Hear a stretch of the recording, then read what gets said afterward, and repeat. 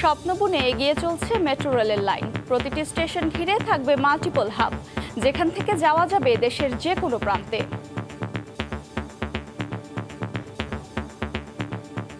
এখন যে foot over bridge গুলো আছে, সেই ফুট ওভার ব্রিজ গুলো রাস্তার উপরে করা আছে, সেই জায়গাগুলোতে যে স্বাচ্ছন্দ্যে যে যাতায়াত করতে পারে, সেই জন্য আমরা স্টেশনের এই মাথা থেকে শেষ মাথা পর্যন্ত একটা সুন্দরভাবে একটা স্ট্যান্ডার্ড ফুটপথ আমরা করে দিব। উত্তরা থেকে মতিঝিল রুটে 3টি স্টেশন প্লাজা। দেখছিলেন প্রধান শিরোনাম, দুপুরের সময় সঙ্গে আছি আমি আফরোজা মৌটুসী। এবার অন্যান্য শীর্ষ সংবাদ। জঙ্গিবাদ উস্কে দিতেই মন্দিরে বিএনপির হামলা, দাবি আওয়ামী লীগের। ব্যর্থতা ধামাচাপা দিতেই সরকারের পরিকল্পিত বিশৃঙ্খলা, পাল্টা জবাব বিএনপির। শুধু কৃষিপণ্য উৎপাদন নয়, বাজারজাতকরণেও জোর দিতে হবে। বিশ্ব খাদ্য দিবসে প্রধানমন্ত্রী স্বয়ং সম্পূর্ণ বাংলাদেশ গুরুত্ব দিচ্ছে নিরাপদ ও পুষ্টিকর খাবারে। রাজধানীতে যত্রতত্র মানহীন ইংলিশ মিডিয়াম স্কুল, 3 শতাধিকেরই নেই অনুমোদন। সন্তানদের শিক্ষা জীবন নিয়ে উদ্বিগ্ন অভিভাবক, নির্বিকার শিক্ষা বোর্ড। 5 বছরের অপেক্ষার অবসান হচ্ছে কাল। প্রথম দিনই মাঠে নামবে বাংলাদেশ। স্কটল্যান্ডের বিপক্ষে ম্যাচের আগে টাইগারদের প্রস্তুতির সবশেষ খবর ওমানের মাস্কাট থেকে জানাবো আমি সাজিদ মুস্তাহিদ।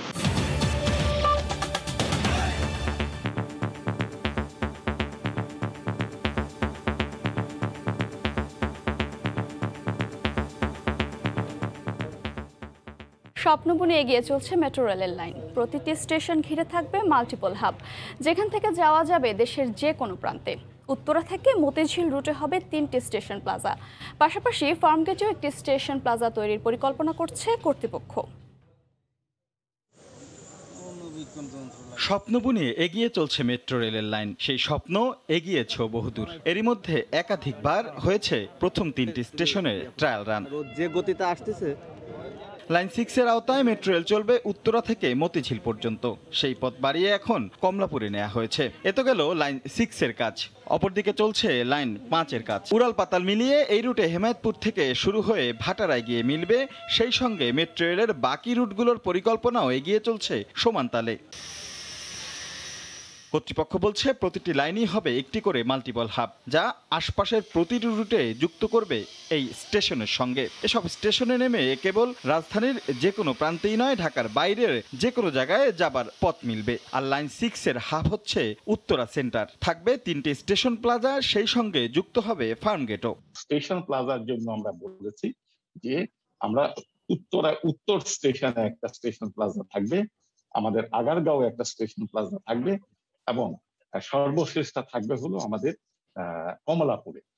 তাছাড়াও আমরা চেষ্টা করছি, যদিও স্ট্যান্ডার্ড 20 কিলোমিটারের 3টা, কিন্তু আমাদের ফার্মগেট একটা হাবের মতো। এছাড়া প্রতিটি স্টেশনের ওঠানামার স্বাচ্ছন্দ্য নিশ্চিত করতে বাড়ানো হচ্ছে স্টেশনের পরিধিও। এখন যে ফুট ওভার ব্রিজ গুলো আছে, সেই ফুট ওভার ব্রিজ গুলো রাস্তার উপরে করা আছে, সেই জায়গাগুলোতে যে স্বাচ্ছন্দ্যে যে যাতায়াত করতে পারে, সেই জন্য আমরা স্টেশনের এই মাথা থেকে শেষ মাথা পর্যন্ত একটা সুন্দরভাবে একটা স্ট্যান্ডার্ড ফুটপথ আমরা করে দিব। আসছে বছর ডিসেম্বরেই আনুষ্ঠানিকভাবে চালু হবে দেশের প্রথম মেট্রো রেল। রাশেদ লিমন, সময় সংবাদ, ঢাকা। দেশে কৃষি উৎপাদন বাড়ানোর পাশাপাশি নিরাপদ, পুষ্টি সমৃদ্ধ খাদ্য উৎপাদন ও বাজারজাতকরণ ব্যবস্থার উন্নয়নে সরকার জোর দিচ্ছে বলে জানিয়েছেন প্রধানমন্ত্রী শেখ হাসিনা। বিশ্ব খাদ্য দিবস উপলক্ষে আয়োজিত সেমিনারে ভার্চুয়ালি অংশ নিয়ে তিনি কথা বলেন। কৃষি গবেষণায় গুরুত্ব বাড়ানোর পাশাপাশি কোনোভাবেই যেন উৎপাদন ব্যাহত না হয়, সেদিকে লক্ষ্য রাখার তাগিদ দেন সরকার প্রধান। বর্তমানে বাংলাদেশে মোট খাদ্যশস্য উৎপাদন বেড়ে দাঁড়িয়েছে 4,53,43,000 মেট্রিক টন। 2020-21 অর্থবছরে রেকর্ড পরিমাণ 2 কোটি টনেরও বেশি বোরো উৎপাদন হয়েছে, যা দেশের ইতিহাসে সর্বোচ্চ। ধান, চাল, সবজি এবং মাছ, মাংস, দুধ, ডিম সহ প্রয়োজনীয় খাদ্য উৎপাদনে বাংলাদেশ বিশ্বে এক অনন্য অবস্থানে রয়েছে। আমাদের কর্মই আমাদের ভবিষ্যৎ।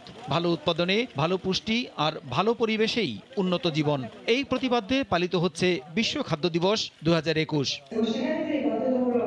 সকালে রাজধানীর হোটেল ইন্টারকন্টিনেন্টালে কৃষি মন্ত্রণালয় আয়োজিত আন্তর্জাতিক সেমিনারে প্রধান অতিথি হিসেবে গণভবন থেকে ভার্চুয়ালি অংশ নেন প্রধানমন্ত্রী শেখ হাসিনা। জানান, খাদ্য নিয়ে আগামী 2100 সাল পর্যন্ত সরকারের পরিকল্পনার কথা। আমরা সেই 96 সালেই কৃষি নীতি, 1999 নতুন কৃষি সম্প্রসারণ নীতি, 1996 প্রথম করি, এরপর কৃষি নীতি 1999 প্রণয়ন করি এবং গবেষণার জন্য আমরা বিভিন্ন উদ্যোগ নিই।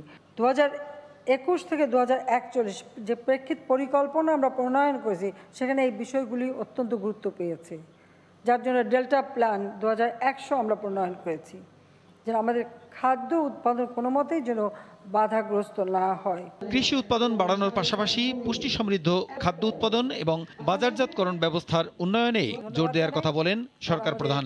নিরাপদ খাদ্য উৎপাদন ও পুষ্টি চাহিদাপূর্ণ সবাইকে সচেতন থাকার জন্য আহ্বান জানাই। আরেকটা কথা মনে রাখতে হবে যে আমাদের খাদ্য অপচয়টা কমাতে হবে, অপচয় যেন না হয়।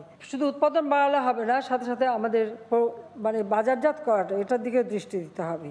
দেশের মানুষের ভাগ্য উন্নয়নে কৃষি উৎপাদন সহ সরকারের উন্নয়ন কর্মকাণ্ড কোনোভাবেই যেন বাধাগ্রস্ত না হয়, সেজন্য তৎপর থাকার তাগিদ দেন প্রধানমন্ত্রী।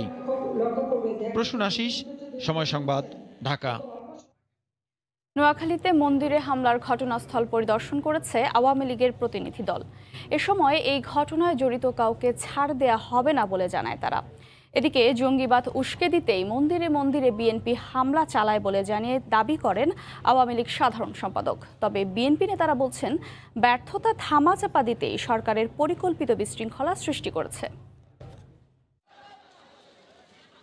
নোয়াখালীর চৌমুহনীতে সাম্প্রদায়িক হামলায় ক্ষতিগ্রস্ত বাড়িঘর ও মন্দির পরিদর্শনে যায় আওয়ামী লীগের একটি প্রতিনিধি দল। এতে নেতৃত্ব দেন আওয়ামী লীগের সাংগঠনিক সম্পাদক আবু সাইদ আল মাহমুদ স্বপন। হামলার ঘটনায় যারাই জড়িত থাকুক তাদের খুঁজে বের করা হবে বলে জানান তিনি। গত 12 বছরে দেশে কোনো হিন্দু সম্প্রদায়ের ওপর হামলা হয়নি দাবি করে আওয়ামী লীগের সাধারণ সম্পাদক ওবায়দুল কাদের বলেন, এবার একটি গোষ্ঠী পরিকল্পিতভাবে সাম্প্রদায়িক হামলা চালিয়েছে। শনিবার সকালে রাজবাড়ী জেলা আওয়ামী লীগের সম্মেলনে ভার্চুয়ালি যোগ দিয়ে তিনি কথা বলেন। সাম্প্রদায়িক শক্তির অপকর্ম এবং বাংলাদেশে সাম্প্রদায়িক অপশক্তির নির্ভরযোগ্য ঠিকানা হচ্ছে বিএনপি। বিএনপি আজকে নির্বাচন আন্দোলনে ব্যর্থ হয়ে রঙিন চশমা ফাঁক দিয়ে বাংলাদেশকে রঙিন দেখছে। এদিকে বিএনপি নেতারা বলছেন, ক্ষমতায় টিকে থাকতেই নিজেদের ব্যর্থতা ও অনিয়ম ধামাচাপা দিয়ে সরকার সাম্প্রদায়িক বিশৃঙ্খলা সৃষ্টি করছে। পূজা মণ্ডপ ভাঙার লোকটা ধরা না যায়, তাহলে এই পুলিশের কাজ কি? বিএনপি ঠেকানো? এই সমস্ত নোংরামেই ছাড়েন। ক্ষমতায় টিকে থাকার জন্য বহু পন্থা অবলম্বন করেছেন। আমরা মনে করি সরকার কর্তৃক সৃষ্ট এই ঝামেলা, সমস্ত সমস্যাকে ধামাচাপা দেওয়ার জন্য এই সরকার একটার পর একটা ইস্যু তৈরি করে যাচ্ছে। তবে যে ঘটিয়েছে এটা ষড়যন্ত্রমূলকভাবে ঘটিয়েছে। সম্প্রীতিকে বিনষ্ট করার জন্য গর্হিতভাবে, অপমানজনকভাবে সেখানে রাখা হয়েছে। এটার আমরা তীব্র নিন্দা করি। যারা আপনারা ক্ষমতায় আছেন তাদের এটা দায়িত্ব এই ষড়যন্ত্রটি উদ্ঘাটন করা। যদি যে আন্তরিক হয়, আমার বিশ্বাস যে কারা করেছে এটা বের করতে পারবে। সাম্প্রদায়িক সম্প্রীতি নষ্ট করে যারা এই ঘটনাকে রাজনৈতিক রূপ দিচ্ছে তাদের নির্মূল করার আহ্বান জানান নেতারা। ওবায়দুল্লাহ মামুন, সময় সংবাদ, ঢাকা। নির্বাচন কমিশন ঘোষিত ৮ম ধাপের পৌরসভা ও ৩য় ধাপের ইউনিয়ন পরিষদ নির্বাচনে দলীয় প্রতীকের প্রার্থী বাছাই করতে মনোনয়ন ফর্ম বিক্রি শুরু করেছে আওয়ামী লীগ। সকালে রাজধানীর ধানমন্ডিতে দলীয় সভাপতির রাজনৈতিক কার্যালয়ে মনোনয়ন ফর্ম বিক্রি শুরু করে দলটি। ১০০৭টি ইউনিয়ন এবং ৯টি পৌরসভার জন্য চলছে এই কার্যক্রম। আগ্রহী প্রার্থীরা ১৬ অক্টোবর থেকে ২০ অক্টোবর পর্যন্ত আবেদনপত্র সংগ্রহ ও জমা দিতে পারবেন। স্বাস্থ্যবিধি মেনে প্রার্থী নিজে অথবা একজন যোগ্য প্রতিনিধির মাধ্যমে আবেদনপত্র সংগ্রহ ও জমা দিতে পারবেন। মনোনয়ন পাওয়ার ব্যাপারে আশাবাদী প্রত্যাশীরা। অনেক জায়গায় যারা মনোনয়ন বঞ্চিত হয়েছেন তারা মিথ্যা অভিযোগ নিয়ে এসেছেন। অনেক জায়গায় আমরা তাদেরকেই মনোনয়ন দিয়েছি যেখানে তৃণমূল থেকে উপজেলা এবং জেলা আওয়ামী লীগের স্বাক্ষরে একক প্রার্থীর নাম এসেছে এবং দ্বিতীয় কোনো ব্যক্তি ওই এলাকায় কোনো মনোনয়ন ফর্ম সংগ্রহ করেন নাই। তো এখানে আমাদের মধ্যে যদি কোনো বিচ্যুতি ত্রুটি থেকে থাকে সেগুলো আমরা ঠিক করে ভবিষ্যতে আরও কীভাবে স্বচ্ছতার সাথে এবং সঠিক যোগ্য প্রার্থীকে কিভাবে মনোনয়ন দেওয়া যায় আমরা সেই প্রক্রিয়া অনুসরণ করার জন্য ব্যবস্থা গ্রহণ করেছি।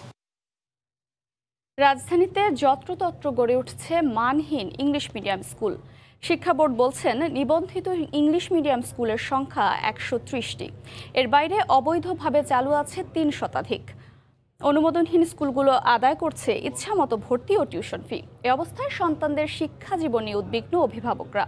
শিক্ষা বোর্ড সচিব বলছেন শিগগিরই অনুমোদনহীন স্কুলের বিরুদ্ধে অভিযান চালানো হবে। নাজমুস সালেহের রিপোর্ট। ২০১৭ সালে ভাটারা থানার ছোলমাইদের এই বহুতল ভবনে গড়ে ওঠে royal English medium school Dhaka. অনুমোদনহীন এই স্কুলের শিক্ষার্থী প্রায় ২৫০। প্রতি মাসে টিউশন ফি ৫ থেকে ৯ হাজার টাকা আর ভর্তি বাবদ প্রতি বছর আদায় করা হচ্ছে ১৫ থেকে ৩০ হাজার টাকা। স্কুলটির বার্ষিক আয় প্রায় ২ কোটি টাকা, অথচ শিক্ষকদের বেতন বাকি প্রায় ৮০ লাখ।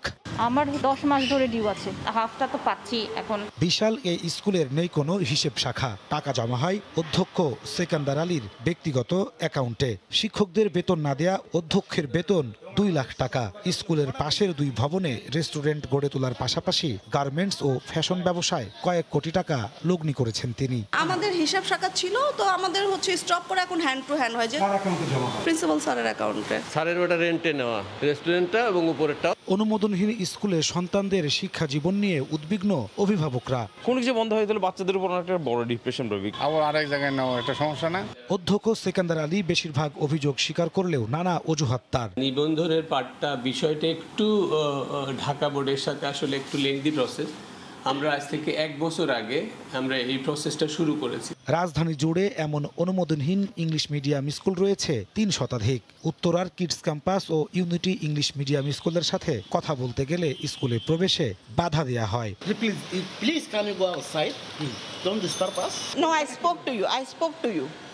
আপনি বাইরে যান। ঢাকা শিক্ষা বোর্ডের সচিব বলছেন অনুমোদনহীন স্কুলগুলোর বিরুদ্ধে দ্রুত আইনি পদক্ষেপ নেওয়া হবে। বারে বারে সতর্ক করছি নিবন্ধন সংগ্রহ করার জন্য, তারপরেও যদি তারা না শুনে সেক্ষেত্রে আইনিভাবেই আমরা তাদেরকে বন্ধ করার ব্যবস্থা নেব। রাজধানীর ধানমন্ডি, উত্তরা, গুলশান ও বনানীতে অধিকাংশ ইংলিশ মিডিয়াম স্কুলের অবস্থান। নাজমুস সালেহী, সময় সংবাদ, ঢাকা। করোনার কারণে দীর্ঘ 1.5 বছর পর কাল থেকে ঢাকা বিশ্ববিদ্যালয়ে শুরু হচ্ছে ক্লাস। এ বিষয়ে বিস্তারিত জানাতে এই মুহূর্তে বিশ্ববিদ্যালয় ক্যাম্পাসে আছেন রিপোর্টার শাকির আহমেদ। সরাসরি যাচ্ছি তার কাছে। শাকির, মৌটুসী, আপনি জানেন ঢাকা বিশ্ববিদ্যালয় কিন্তু আগামীকাল অর্থাৎ 17 অক্টোবর থেকে সশরীরে শিক্ষা কার্যক্রম চালুর যে কথা রয়েছে সেটা কিন্তু ইতিমধ্যেই সেই ক্লাসরুম পরিচ্ছন্ন থেকে শুরু করে নানা ধরনের আনুষ্ঠানিকতা যেটি বিশ্ববিদ্যালয়ের পক্ষ থেকে গ্রহণ করা হয়েছে। আমরা দেখতে পাচ্ছি যে ক্লাসরুমগুলোকে পরিষ্কার পরিচ্ছন্ন করার পাশাপাশি যে ধরনের ভবন রয়েছে একাডেমিক ভবনগুলো, সেই ভবনগুলোও কিন্তু সাজানো হয়েছে বা আনুষ্ঠানিক বা প্রয়োজনীয় যে সংস্কার রয়েছে সেই সংস্কারগুলো করা হয়েছে। আমরা বিশ্ববিদ্যালয় প্রশাসনের সঙ্গে কথা বলেছি, তারা বলেছেন আগামীকাল সশরীরে ক্লাস শুরুর যত ধরনের প্রস্তুতি আছে সবগুলোই তারা শেষ করেছেন, শতভাগ প্রস্তুতি তারা সম্পন্ন করেছেন। তারা বলছেন যে আগামীকাল দীর্ঘ 1.5 বছরেরও বেশি সময় পর শিক্ষার্থীরা ক্লাসরুমে ফিরবে, সুতরাং শিক্ষার্থীরা যেন স্বাচ্ছন্দ্যে ক্লাস করতে পারেন সেজন্য যত ধরনের প্রয়োজনীয় ব্যবস্থা সবগুলোই তারা গ্রহণ করেছেন। পাশাপাশি তারা এও বলেছেন যে সরকার ঘোষিত যে ধরনের স্বাস্থ্যবিধি এবং সামাজিক দূরত্বের কথা বলা হয়েছে সেগুলো রক্ষার ব্যাপারেও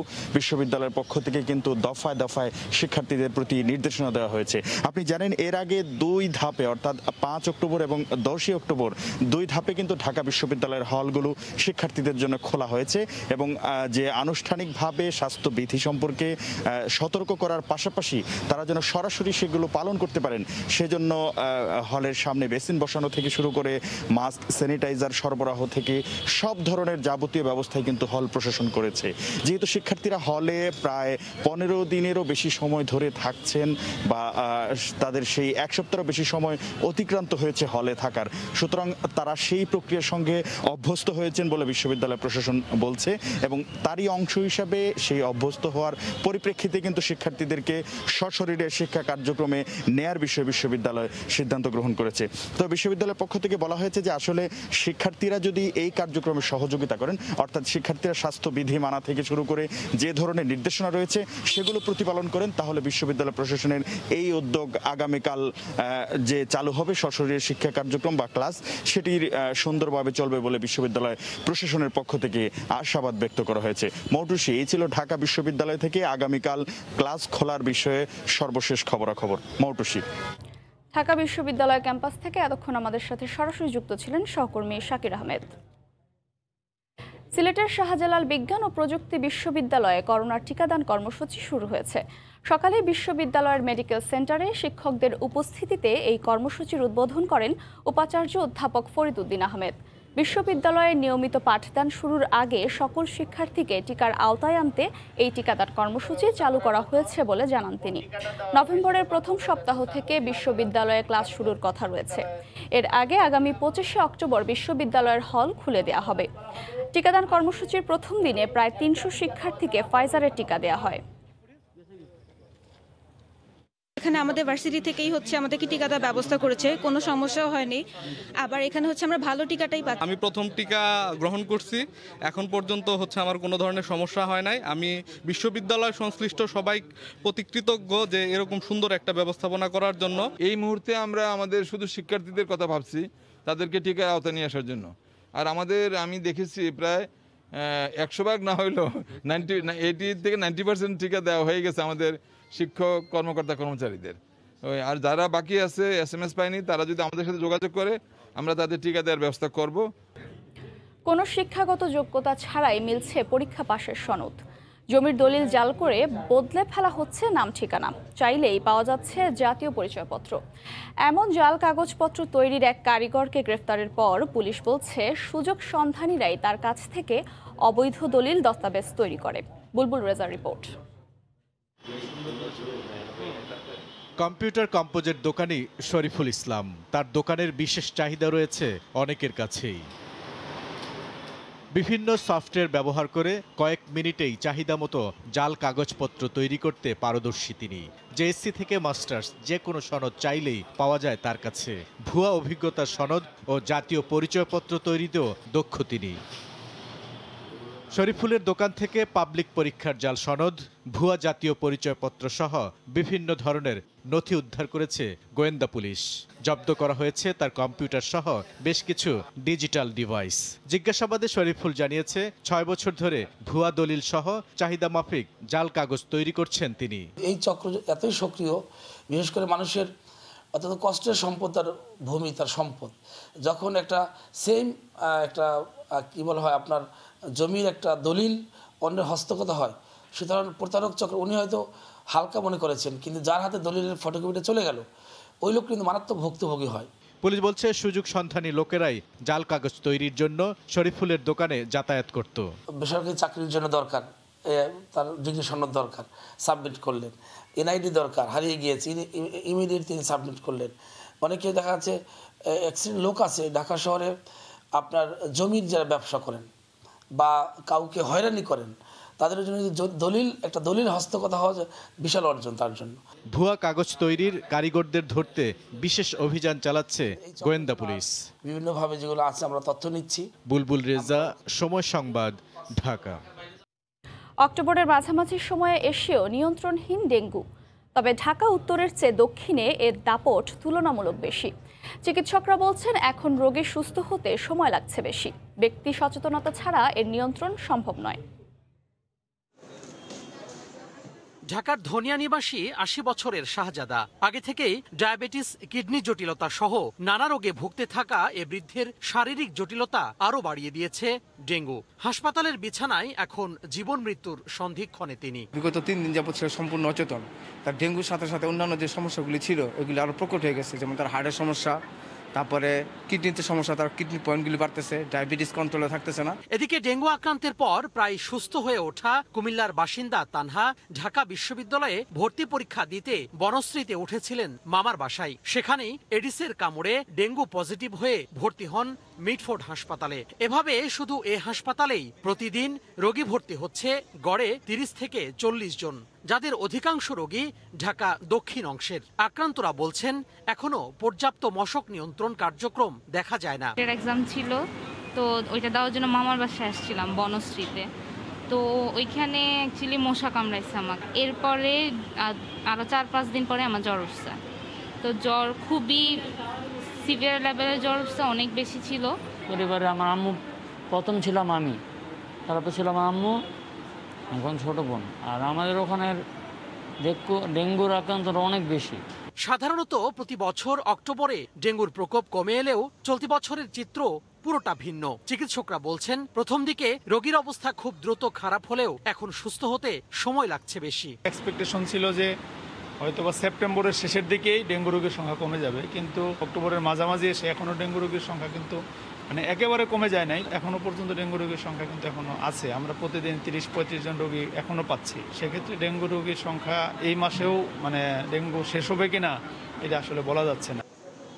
চলতি বছর এখন পর্যন্ত 20,000 ছাড়িয়েছে ডেঙ্গু আক্রান্তের সংখ্যা, মারা গেছেন 76 জন। তোহা খান তামিম, সময় সংবাদ, ঢাকা। নর্থ সাউথ বিশ্ববিদ্যালয়ের বোর্ড অব ট্রাস্টের বিরুদ্ধে আর্থিক অনিয়ম এবং দুর্নীতির অভিযোগ protection for legal and human rights foundation নামে একটি সংস্থা। দুপুরে ঢাকা রিপোর্টার্স ইউনিটিতে সংবাদ সম্মেলনে অভিযোগ তুলে ধরেন সংগঠনের উপদেষ্টা ডক্টর সুফিস সাগর শামস। আর্থিক জালিয়াতি এবং জঙ্গিবাদী কর্মকাণ্ড, নতুন ক্যাম্পাসের নামে কম মূল্যের জমি বেশি দামে কিনে 425 কোটি টাকা জালিয়াতি, প্রতি বিঘা 30 লাখ টাকার নিচু জমি কিনেছে 2 কোটি টাকা করে। আশালয় ডেভেলপার্স কোম্পানি থেকে আজিম কাশেম কমিশন নিয়েছে 14 কোটি টাকা। ছাত্রদের টিউশন ফি থেকে অবৈধভাবে ট্রাস্টি বোর্ডের 9 সদস্যের জন্য বিলাসবহুল 8টা রেঞ্জ রোভার ও একটি মার্সিডিজ বেঞ্জ গাড়ি ক্রয় করা হয়েছে।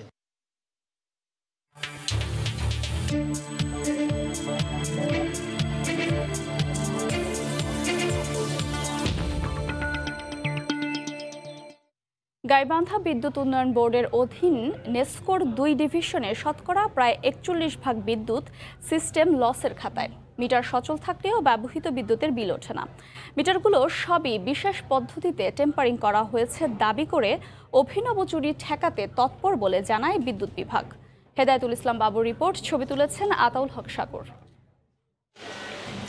নতুন বাসায় উঠে 3 মাসে অস্বাভাবিক কম বিদ্যুৎ বিল দেখে চমকে ওঠেন গৃহকর্তা। বিদ্যুৎ অফিসে অভিযোগ করে জানতে পারেন তার মিটারটি বিশেষ পদ্ধতিতে ট্যাম্পারিং করা। এরপর জরিমানা গুনতে হয় প্রফেসর কলোনির এই বাসিন্দাকে। আমি চেঞ্জ করার জন্য ওনাদের যে ব্যাংকে টাকা জমা দিতে হয় সেটা সহকারে দিয়েছি।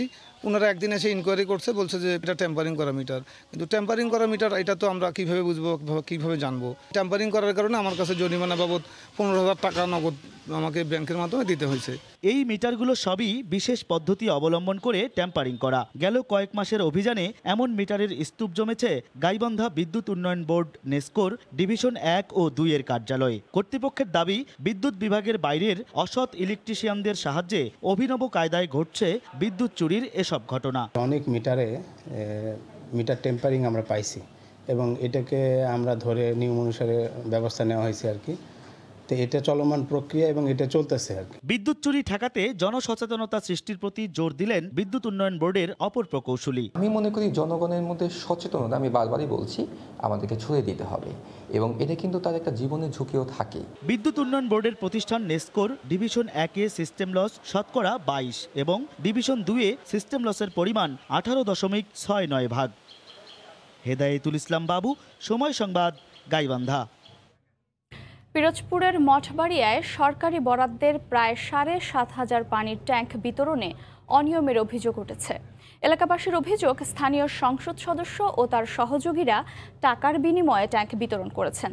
স্থানীয় জনপ্রতিনিধিরা বলছেন, সুবিধাভোগীদের তালিকা প্রস্তুতে নেওয়া হয়নি তাদের মতামত।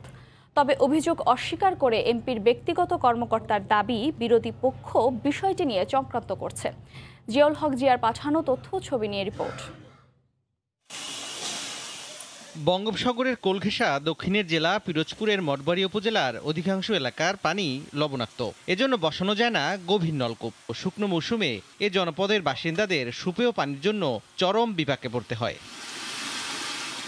গত অর্থ বছরে 47 কোটি টাকারও বেশি ব্যয়ে মঠবাড়িয়ায় নিরাপদ পানি সরবরাহ ও স্যানিটেশন নিশ্চিত করতে একটি প্রকল্প অনুমোদন দেয় সরকার। প্রতিটি পানির ট্যাঙ্কের জন্য সুবিধাভোগীদের কাছ থেকে সরকার নির্ধারিত ১৫০০ টাকা নেয়ার কথা, কিন্তু স্থানীয়দের অভিযোগ নিজের পছন্দের লোকদের মধ্যে দেওয়া হয়েছে ট্যাঙ্ক, আবার টাকাও নেওয়া হয়েছে ৫ থেকে ৭,০০০। যারা ক্ষমতা আছে হেরাই পাইছে ৪ দিয়া, আমরা চাইছি আমাকে দেয় নাই। একই বাড়িতে ২টা ৩টা ৪টা পানির ট্যাঙ্কি পেয়েছে এবং কোনো বাড়ি একদম পায় নাই। স্থানীয় জনপ্রতিনিধিদের দাবি, প্রকল্পের সুবিধাভোগীদের তালিকা প্রস্তুতে নেওয়া হয়নি তাদের মতামত। মাননীয় সংসদ সদস্য মহোদয় তার ইচ্ছে মতো বন্টন করেন এবং বন্টন করতে গিয়ে তার নিজস্ব কিছু লোক দিয়ে এটা বাণিজ্য করেন। তবে ট্যাঙ্ক বিক্রির কথা অস্বীকার করে এমপির ব্যক্তিগত কর্মকর্তার দাবি, রাজনৈতিক প্রতিপক্ষের লোকেরা চক্রান্ত করছে। বিরোধী দলের কিছু গ্রুপ থাকে, তারা বিভিন্ন প্রোপাগান্ডা তো থাকেই, উপযুক্ত তথ্যপত্র দিয়ে কেউ বলার সুযোগ নাই, স্কোপও নাই। তালিকা প্রণয়নে অনিয়মের বিষয়ে কিছুই জানেন না বলছেন জেলার জনস্বাস্থ্য বিভাগের কর্মকর্তারা। এর মধ্যস্থ কিছু হয়তো ব্যক্তি তারা হয়তো এগুলো করেছে, এটার সাথে আমাদের অফিসিয়াল কোনো সংশ্লিষ্টতা ছিল না। অনিয়মের বিষয়ে জানতে এমপি ডাক্তার রুস্তুম আলী ফরাজিকে একাধিকবার ফোন ও খুদেবার্তা পাঠিয়েও কোনো জবাব মেলেনি। সময় সংবাদ, পিরোজপুর। ফেসবুককে নজরদারিতে রেখেছে মার্কিন প্রশাসন। সম্প্রতি এই সামাজিক যোগাযোগ মাধ্যমটির বিরুদ্ধে আসা নানা অভিযোগের পর এর গতিবিধি নিবিড়ভাবে পর্যবেক্ষণের সিদ্ধান্ত নিয়েছে যুক্তরাষ্ট্র। তথ্য ফাঁস, ব্যবহারকারীর গোপনীয়তা না থাকা, বিভেদ উস্কে দেওয়ার মতো বিষয়গুলো নিয়ে জানানো হয়েছে উদ্বেগ। অচিরেই ফেসবুক সংকট দূর করতে না পারলে হয়তো বন্ধই করে দেয়া হতে পারে বিশ্বের কোটি কোটি মানুষের নিত্যদিনের ব্যবহার্য এই মাধ্যমটি। যুক্তরাষ্ট্র থেকে লস্কর আল মামুনের রিপোর্টে বিস্তারিত। সম্প্রতি ফেসবুক নিয়ে সমালোচনা বেশ তুঙ্গে। এই সামাজিক যোগাযোগ মাধ্যমটির বিরুদ্ধে নানা অভিযোগ, তাই রীতিমতো সতর্ক করা হয়েছে ফেসবুককে।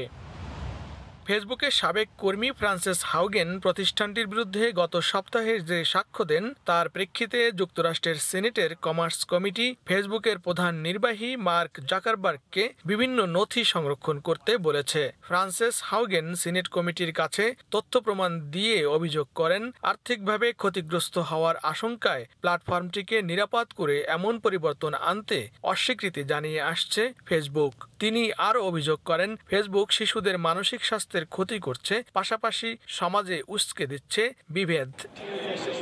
সবকিছু বিবেচনা করে সিনেটের কমার্স কমিটির সভাপতি ডেমোক্র্যাট দলীয় সিনেটর মারিয়া ক্যান্টওয়েল বলেন, ফেসবুক জনগণ কেন্দ্রীয় নিয়ন্ত্রক ও এই কমিটিকে ভুল পথে পরিচালিত করছে কিনা তা নিয়ে উদ্বেগের জন্ম দিয়েছে হাউগেনের সাক্ষ্য। ডিজিটাল ক্ষতি মোকাবিলায় এই কমিটি তদারকি অব্যাহত রাখবে এবং ভোক্তাদের গোপনীয়তা রক্ষা ও তথ্য নিরাপত্তার উন্নয়নে আইন অনুযায়ী কাজ করে যাবে। সিনেটর মারিয়া ক্যান্টওয়েল ফেসবুককে তাদের অভ্যন্তরীণ গবেষণার নথি সংরক্ষণ করতে বলেছেন, যা হাউগেন দলিল হিসাবে দাখিল করেছেন। পাশাপাশি 18 বছরের নিচের শিশু কিশোরদের ওপর এই প্ল্যাটফর্মের প্রভাব সংক্রান্ত তথ্য ও সংরক্ষণ করতে বলেছেন তিনি। ক্যান্টওয়েল আরও মনে করেন, বিভেদ সৃষ্টিকারী উপাদানের বিস্তার থেকে যে বিপদ হতে পারে তা এরই মধ্যে প্রমাণিত। রোহিঙ্গা গণহত্যা যার অন্যতম প্রমাণ। লস্কর আল মামুন, সময় সংবাদ, যুক্তরাষ্ট্র। করোনা সংক্রমণ কমে আসায় সামাজিক দূরত্ব সহ বিধিনিষেধ শিথিল করা হয়েছে সৌদি আরবে। আগামী 17 অক্টোবর থেকে কার্যকর হবে এই নিয়ম। তবে বিধিনিষেধ শিথিল হলেও প্রয়োজন অনুযায়ী পরবর্তীতে সিদ্ধান্ত পরিবর্তন হতে পারে বলেও জানিয়েছে সৌদি স্বরাষ্ট্র মন্ত্রণালয়। করোনা সংক্রমণ এখন অনেকটাই নিয়ন্ত্রণে সৌদি আরবে, তাই কোভিড সংক্রান্ত বিধিনিষেধে শিথিলতার ঘোষণা দিয়েছে দেশটির সরকার। সৌদি স্বরাষ্ট্র মন্ত্রণালয় জানিয়েছে, আগামী 17 অক্টোবর থেকে কার্যকর হবে এই নিয়ম। নতুন সিদ্ধান্তে আগামী রোববার থেকে উন্মুক্ত স্থানে মাস্ক পরতে না হলেও যেখানে বেশি জনসমাগম সেখানে বাধ্যতামূলক করা হয়েছে। এছাড়া মসজিদুল হারাম, মক্কা এবং মসজিদে নববীতে কর্মরত কর্মী এবং আগত প্রবেশকারীদের সার্বক্ষণিক মাস্ক পরিধানের পাশাপাশি ওমরাহ ও নামাজের জন্য আগতদের আগের মতোই তাওয়াক্কালনা অ্যাপের মাধ্যমে অনুমতি নিতে হবে। তবে টিকার 2 ডোজ গ্রহণ করা ছাড়া এই অনুমতি কাউকে দেওয়া হবে না বলে জানিয়েছে কর্তৃপক্ষ। সব সরকারি বেসরকারি প্রতিষ্ঠানে প্রবেশের ক্ষেত্রে বহাল থাকবে টিকার শর্ত। এদিকে বিধিনিষেধ শিথিল হলেও পরবর্তীতে পরিস্থিতির উপর ভিত্তি করে সিদ্ধান্ত পরিবর্তন হতে পারে বলে জানিয়েছে সৌদি স্বরাষ্ট্র মন্ত্রণালয়। আরিফুর রহমান, সময় সংবাদ, সৌদি আরব।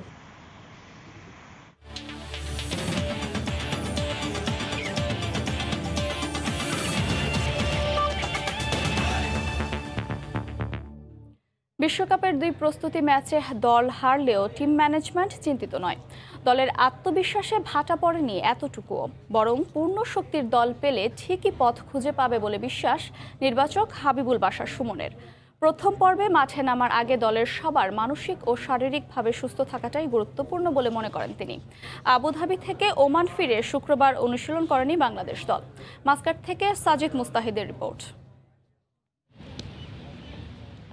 উড়ন্ত আত্মবিশ্বাস নিয়ে ওমানে আসলো বাংলাদেশ দল। টানা 3 সিরিজ জয়ের সুখস্মৃতি। আনঅফিশিয়াল প্রস্তুতি ম্যাচে লিটন নাইমের ঝোড়ো ব্যাটিং প্রত্যাশার ফানুস আরো বড় করলো, কিন্তু আবুধাবির 2 ম্যাচ বাস্তবতা স্পষ্ট করে দিল যাতে বিশ্বকাপ শুরুর আগে বাংলাদেশ দল নিয়ে অনেকের মনেই নানা প্রশ্ন। শ্রীলঙ্কা আয়ারল্যান্ডের বিপক্ষে 2 ম্যাচে 16 আনা ব্যর্থ ওপেনাররা। বিশ্বকাপের প্রথম পর্বে বাংলাদেশ খেলতে নামবে টানা 2 ম্যাচ হারের বোঝা নিয়ে। উইনিং মোমেন্টাম নিয়ে বিশ্বকাপ শুরু করার গুরুত্বটা বলছেন নির্বাচক হাবিবুল বাশারও। আমরা যখন ওয়ার্ল্ড কাপের যে প্র্যাকটিস ম্যাচটা খেললাম আবুধাবিতে, এক্সপেকটেশন ডেফিনেটলি আর একটু বেশি ছিল। যদিও প্র্যাকটিস ম্যাচ আমরা কিছু জিনিস ট্রাই করেছি, আমাদের মূল একাদশটা কিন্তু মিসিং। মুস্তাফিজ মাত্র আইপিএল শেষ করে এসছে, সাকিবকে আমরা পাইনি, আমাদের ক্যাপ্টেন কোনো ম্যাচ খেলতে পারেনি।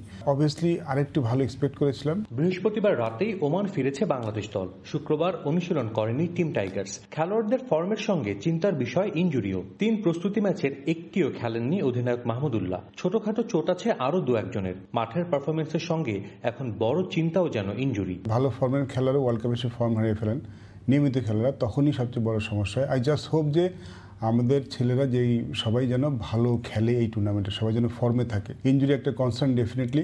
আমাদের প্রিলিমিনারি রাউন্ডের মধ্যে খুব একটা ব্রেক থাকবে না।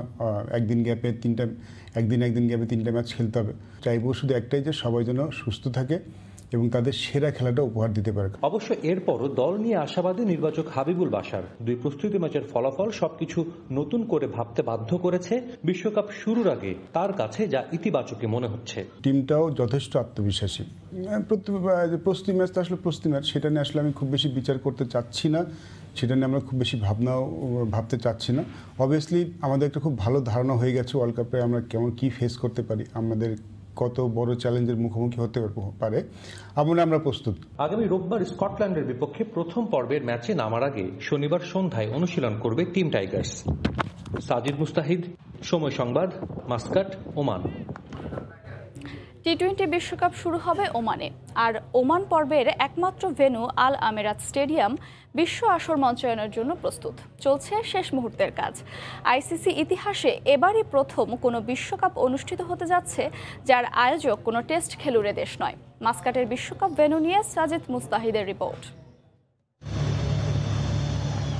বিশ্বকাপের রঙে রঙিন মাস্কাটের আল আমেরাত স্টেডিয়াম। চারিদিকে সাজ রব। আইসিসি আর আয়োজক বিসিসিআই এর কর্মীদের ব্যস্ততা। বিশ্বকাপ শুরু হবে একদিন পরেই, তাই সব দিকেই শেষ মুহূর্তের প্রস্তুতির তোড়জোড়। ওমান বিশ্বকাপ আয়োজক হয়েছে অনেকটা ভাগ্য গুণে। ভারতের মাটিতে বিশ্বকাপ অনুষ্ঠিত করা সম্ভব নয় জানিয়ে গেল জুনে আইসিসি বিশ্বকাপ স্থানান্তরিত করে আরব আমিরাত ও ওমানে। আইসিসি ইতিহাসে প্রথমবারের মতো একটা বিশ্বকাপ হতে যাচ্ছে যার আয়োজক তালিকায় নেই কোনো টেস্ট খেলুড়ে দেশের নাম। আধুনিক স্টেডিয়ামগুলোর সঙ্গে তুলনা করলে কিছুটা পিছিয়ে থাকবে মাস্কাটের আল আমিরাত স্টেডিয়াম। তবে দৃষ্টিনন্দন এই স্টেডিয়াম মুগ্ধ করবে যে কাউকে। চারিদিকে পাহাড় বেষ্টিত এই মাঠ প্রথম দফায় দেখলে অনেকের মনে আসবে এ যেন নিউজিল্যান্ডের কোনো স্টেডিয়াম। বিশ্বকাপের আগেও আল আমিরাতে হর হামেশাই হয়েছে আন্তর্জাতিক ম্যাচ। ওমান জাতীয় দলের হোম ভেন্যু যে এটাই। তবে বিশ্বকাপ সামনে রেখে কিছুটা পরিবর্তন এসেছে মাঠে। আসরের প্রথম রাউন্ডের 6টি ম্যাচ অনুষ্ঠিত হবে এই ভেন্যুতে। দর্শক ধারণ ক্ষমতা 4000। গ্যালারিগুলোর অধিকাংশই শুধু বিশ্বকাপের জন্য অস্থায়ীভাবে গড়ে তোলা হয়েছে। বিশ্বকাপের আয়োজক ভারত, তাই সবকিছুর তদারকির দায়িত্বেও আছে তারা। আইপিএল নিয়ে ব্যস্ততা শেষে এখন বিসিসিআই এর পূর্ণ মনোযোগ বিশ্বকাপে। টি-20 আসরের জন্য বসানো হয়েছে VIP, press box, commentary box, electronic স্কোরবোর্ডের মতো অত্যাবশ্যকীয় সবকিছুই।